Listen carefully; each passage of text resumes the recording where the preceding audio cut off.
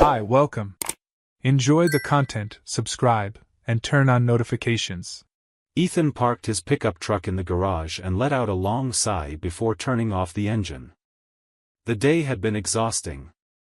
The construction project he was working on was behind schedule, the suppliers hadn't delivered materials on time, and to top it off, one of the workers had a minor accident.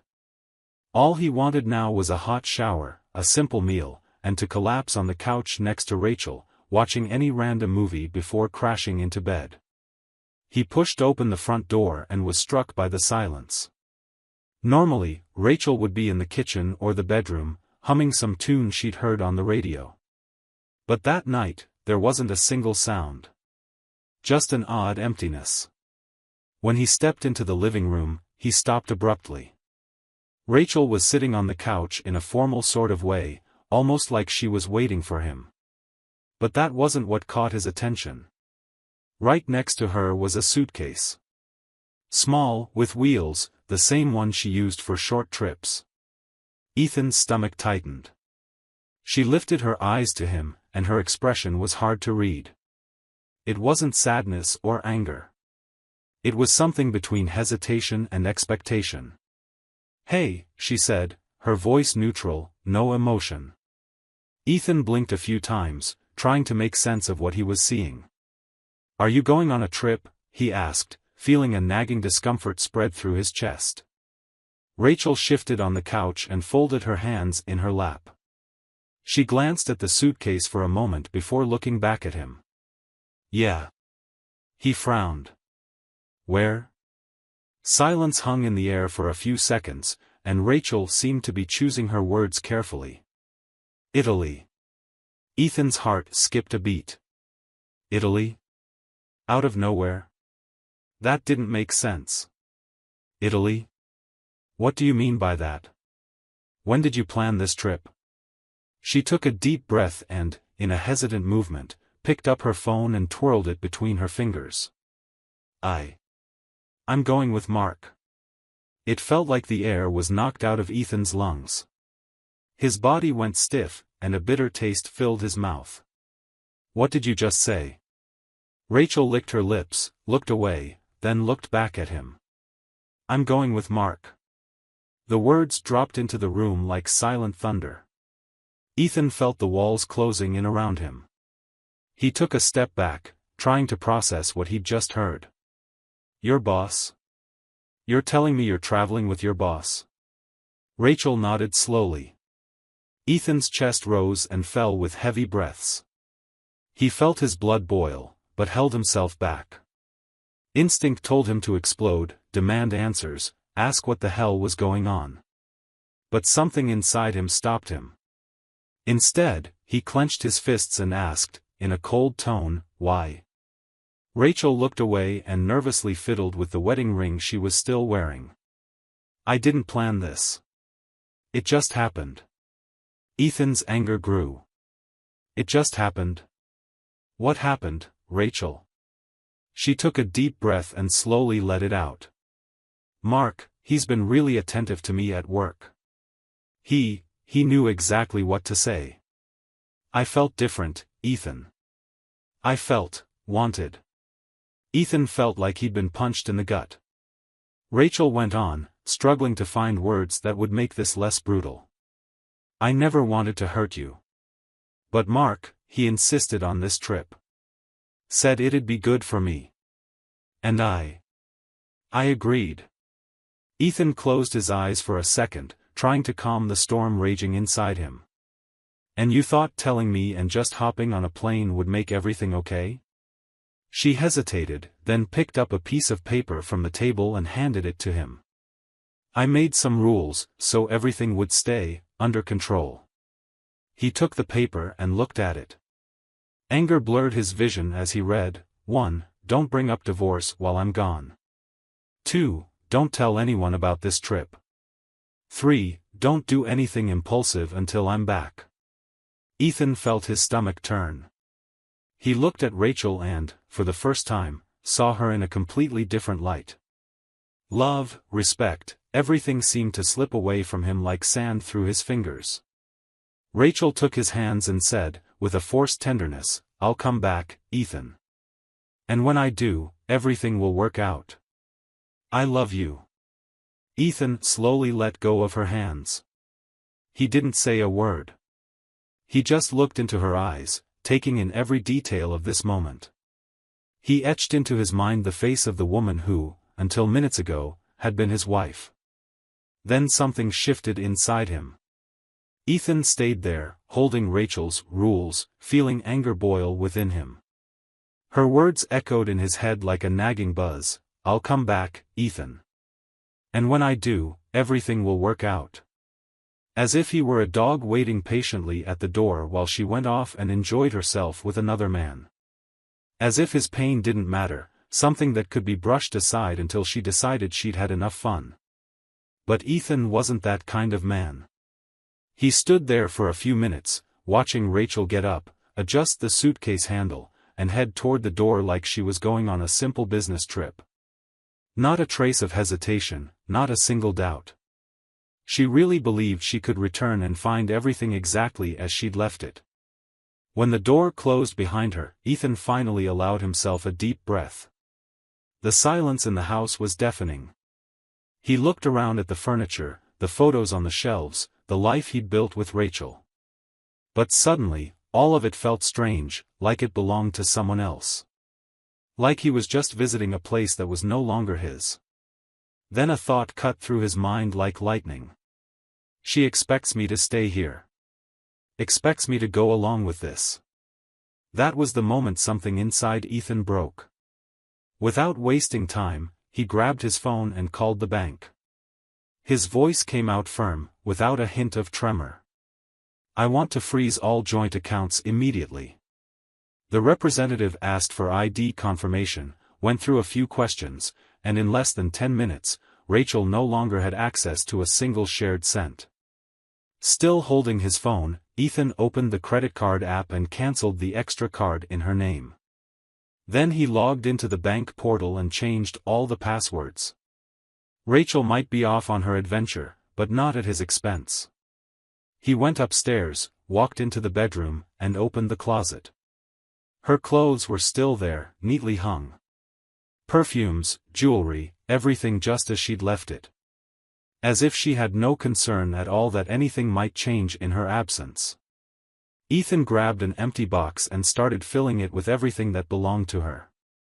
Every piece of clothing, every pair of shoes, every accessory. When that box was full, he grabbed another. And another. The process was mechanical, almost therapeutic.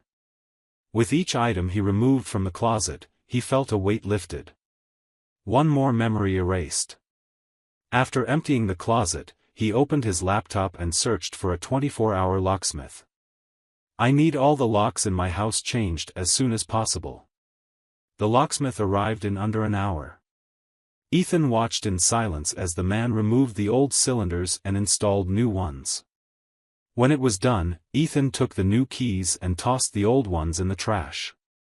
Rachel wouldn't be coming home like nothing happened. Then he called a lawyer. "I need to start divorce proceedings. As soon as possible." The lawyer's voice was polite and formal, asking about terms, assets, and other paperwork details. But Ethan was straightforward. "I want it all done before she comes back." The night wore on, but Ethan didn't feel tired. There was too much to do. He took the divorce papers and filled them out. The heavy feeling he'd had since he walked through that door after work was disappearing, replaced by an unyielding clarity. Rachel thought he'd wait. But when she came back, there would be nothing left to wait for.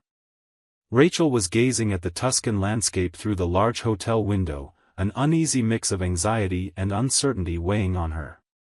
The sky had a deep orange hue, and the vineyard stretched as far as the eye could see, a postcard-worthy view.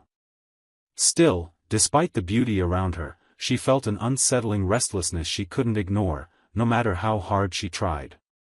Mark was on the phone across the room, laughing and gesturing, totally at ease. He seemed to be exactly where he wanted to be, free of worries or second thoughts. She, on the other hand, was not. Rachel picked up her wine glass and swirled it slowly, not really paying attention. The five-star restaurant, the luxurious hotel, the expensive shops, it all sounded perfect in theory. But in reality, it didn't feel that way at all. She looked at Mark, really noticing him for the first time since they arrived. The way he talked too loudly, interrupting people.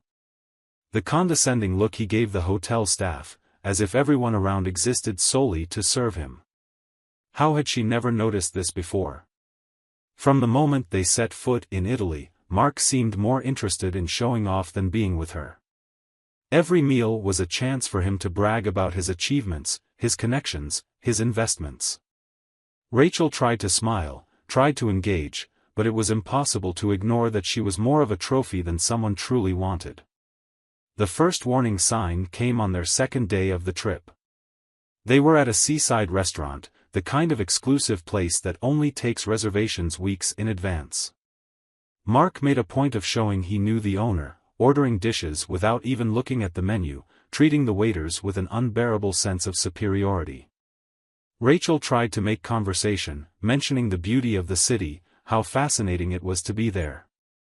But Mark just nodded distractedly, focused on his phone.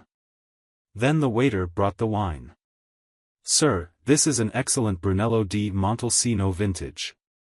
A rare label." Rachel smiled politely and thanked him, but Mark laughed, shaking his head. "You think this is rare? I've got better bottles in my cellar." The waiter kept his composure, but Rachel could feel the awkwardness in the air. Something inside her twisted. Mark had always been confident and persuasive, but now he just seemed arrogant. Then came the argument. Rachel mentioned Ethan without thinking. It was a casual remark, something about how he used to enjoy cooking whenever they had time. Mark put down his fork and raised an eyebrow. "You're talking about your husband?" Rachel blinked, caught off guard. "Ex-husband, almost ex," she corrected, trying to sound casual. Mark let out a short, mocking laugh. "Honey, if you're still thinking about him, maybe you're not ready for this." Rachel's stomach churned. There was something cruel in the way he said it. Like he knew she wasn't as sure about her decision as she wanted to appear.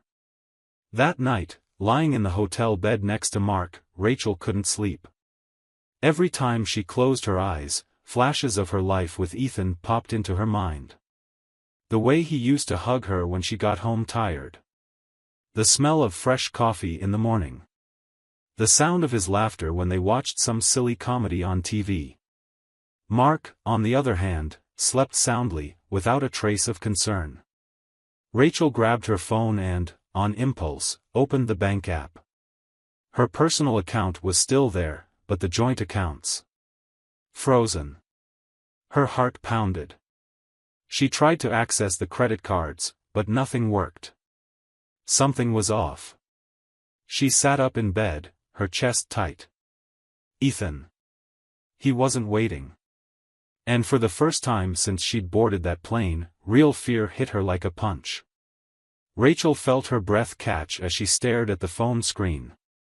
The notification blinked in front of her eyes, every failed attempt to access the account adding to her panic. Her hands started to sweat. Ethan had done exactly what she never imagined he would, he'd shut her out completely. Her heart raced. She tried to recall the tone in Ethan's voice during their last conversation, the way he looked at her before she walked out the door. Had he already made up his mind right then? While she thought she was in control, was he planning to cut her off? She swallowed hard and pressed the button to call Ethan. It rang once, twice, 3 times, voicemail. She tried again. Same thing. "Damn it," she muttered, getting out of bed.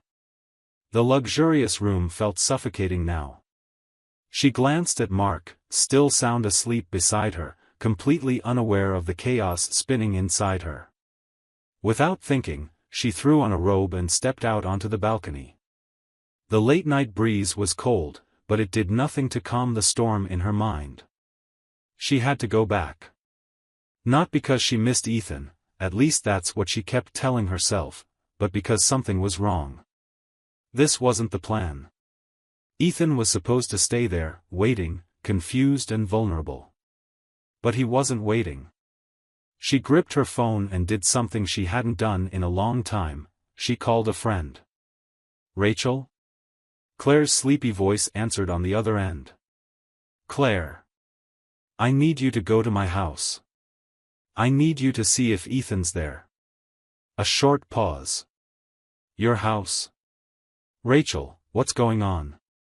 Are you okay? Just do this for me, please." Claire's hesitation was obvious, but after a sigh, she agreed. "All right, I'll head over now. I'll call you when I get there." Rachel hung up and stood staring at the horizon, counting the minutes. Fear felt like a parasite growing inside her.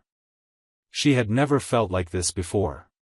She'd always known how to manipulate situations, control the outcome. But now she had no idea what was waiting for her. When the phone finally rang again, Rachel answered on the first ring. "Claire?" Her friend's voice was full of concern. "Rachel, are you sure Ethan still lives here?" Rachel's heart clenched. "What do you mean?" "I'm standing in front of the house, and there's a big 'for sale' sign." Rachel felt the ground fall out from under her. "What?" "Yeah. And, oh, there's something else. It looks like all your stuff is gone." A chill ran through Rachel's veins. She hung up without another word. For a moment, she just stood there, staring into space. Then the reality of what was happening became clear. Ethan didn't just refuse to wait for her. He made sure that when she came back, there'd be nothing left to come back to. Rachel grabbed her suitcase without thinking. She had to get out of there. She had to go home. Or at least, to what used to be her home. Rachel landed at the airport with her heart pounding, hands shaking as she pulled her suitcase through the packed terminal. The jet lag blurred with the corrosive anxiety she'd been carrying since Italy. Nothing felt real. Her mind kept repeating the same thought: Ethan can't have done this. He can't have just left. But getting back home wasn't easy. That night in Italy, Rachel felt cornered. With the joint accounts frozen and the credit cards cancelled, she realized that, for the first time in years, she had no resources of her own. Panic set in. Sitting on the edge of the hotel bed, she stared at her phone as the bank notifications blinked on the screen, all showing the same message: access denied. She tried the card again. Nothing. Mark walked out of the bathroom, adjusting his shirt cuffs, looking as casual as ever. "You gonna sit there all night?" Rachel lifted her eyes slowly, feeling unsure. "I need to go home." Mark let out a short laugh, tossing the towel onto the chair. "Already? You're kidding me." She swallowed. "Ethan blocked everything. My accounts, my cards. I don't have any money." Mark's face tensed up, but that smug glint in his eyes didn't fade. He came closer, arms folded. "And what does that have to do with me?" Rachel blinked, confused. "You said this trip was for me. That you wanted me here." He tilted his head, giving her a cold, assessing stare. "Yeah, and you came. Now, if you want to leave, that's your problem." Rachel felt a knot form in her stomach. "You're not going to help me?" Mark sighed dramatically and picked up his phone, typing something slowly. "Look, Rachel. I'm not a bank. If you don't have money, you should have thought of that before getting on the plane." She felt her face heat up. "You convinced me to come." He raised his eyebrows, a slight smirk appearing. "And you agreed." Silence weighed on the room. For the first time, Rachel saw Mark for who he really was. Not a charming, persuasive guy, but someone who only cared about winning a game of seduction. Now that he'd gotten what he wanted, she was just an inconvenience. Rachel clenched her fists and turned, grabbing her suitcase. "I'll figure it out." "Good luck with that," he said, settling onto the bed and picking up the remote. Rachel left the room with firm steps, but once the door closed behind her, she stopped in the hallway. What was she going to do? Then one name popped into her mind. Claire. She quickly dialed, her heart hammering. "Rachel? Again? What's going on? Are you okay?" Claire sounded both surprised and worried. "There's no time to explain.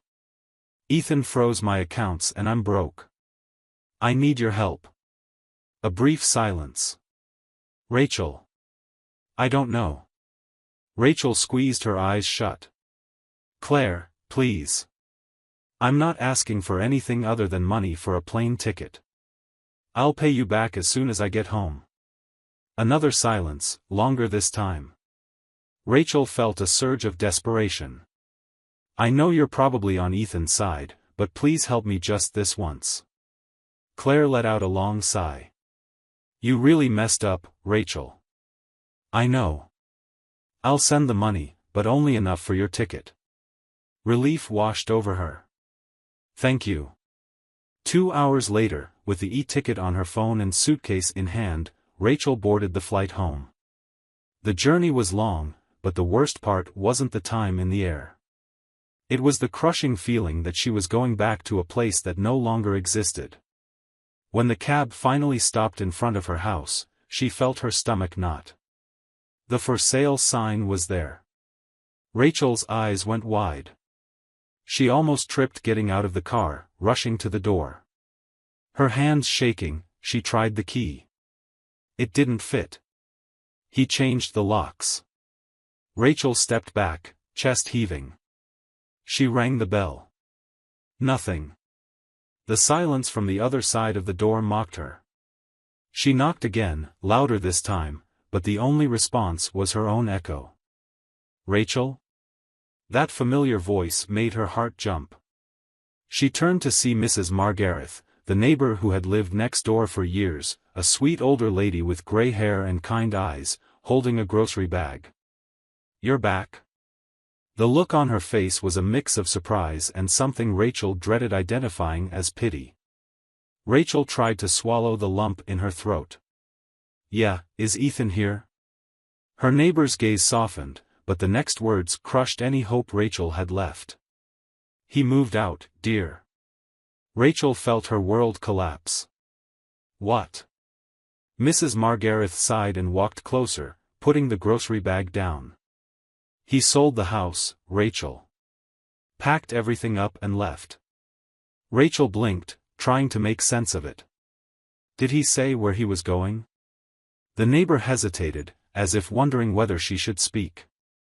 "No. He just said he needed a fresh start. That he didn't want to be tied to the past anymore." Rachel felt her knees weaken and grabbed the porch railing to steady herself. Mrs. Margareth gently touched her arm. "I saw him leave. He seemed calm, you know. Not angry, not sad.